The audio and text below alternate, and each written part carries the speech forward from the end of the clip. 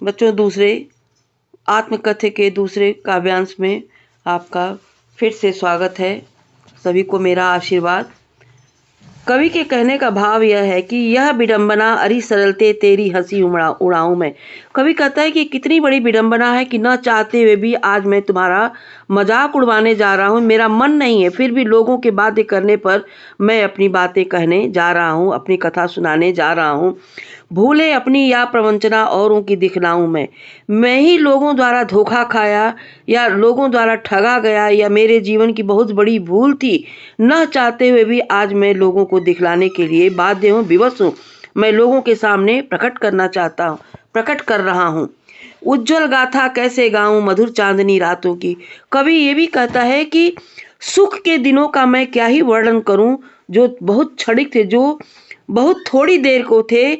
जैसे कि मित्रों के साथ खिलखिलाकर हम हंसते हैं और हंसने के बाद जब हम सामान्य होते हैं, वही क्षणिक समय था जो हमें जीवन में सुख का एहसास हुआ था।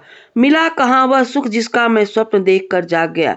जिस सुख की कवि ने अपने जीवन में कल्पना की थी, उस जिसको देख करके वह सुख स्वप्न के समान था, कि जो जिसको पकड़ करके अस्थायी रूप से रखना चाहता था, वह स्वप्न के सुख के समान आंख खुलते ही उनसे बहुत दूर हो गया।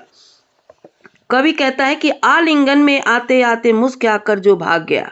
यानी कवि ने उसको पकड़ कर रखना चाहा, अपने जीवन में अस्थायित्व चाहा, लेकिन वह सुख उनसे स्वप्न के सुख के समान, जैसे आंखें खुलते ही सुख बहुत दूर हो जाता है, उस प्रकार से उनसे वो बहुत दूर हो गया।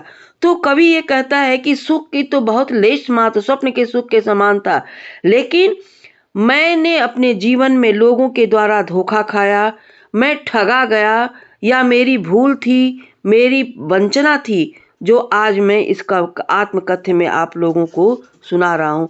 तो कवि के कहने का तात्पर्य इसमें यह है कि जीवन में तो दुख ही दुख था, जीवन में सिर्फ दुखों का अंबार था, अभाव था, कठिनाइयाँ थी। सुख तो बहुत कम समय के लिए मिला, और जिसकी कल्पना की थी, जिसका स्वप्न देखा मैंने, वह भी हमारे पास आते आते हमसे बहुत दूर चला गया। अर्थात जीवन में सुख तो नहीं के बराबर था।